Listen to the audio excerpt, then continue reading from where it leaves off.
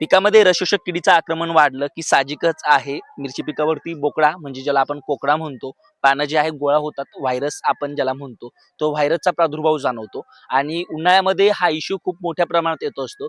त्याला नियंत्रित करण्यासाठी दोन कॉम्बिनेशन या व्हिडिओमध्ये सांगतोय.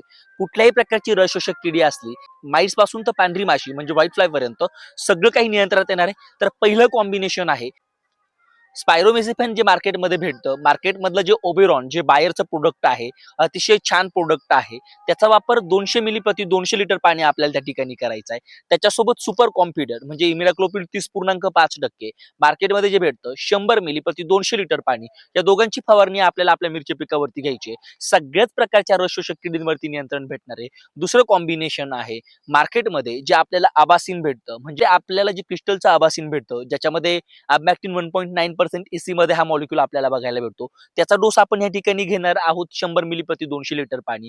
त्याच्यासोबत आपल्याला पेगासस ही इन्सेक्टिसाइड वापरायचं आहे, ज्याच्यामध्ये डायफेन्थ्रॉन 50% WP फॉर्म्युलेशन मध्ये बघायला भेटतं.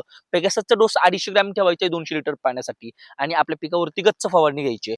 दोन्ही फवारणी घेताना त्याच्यामध्ये स्टिकरचा वापर आपल्याला अवश्य करायचा आहे आणि ह्या फवारणी घेतल्यानंतर तुमच्या पिकामध्ये असलेली कुठल्याही प्रकारची रसशोषक किडी 100% त्या ठिकाणी नियंत्रणात येणार आहे. Stay tune.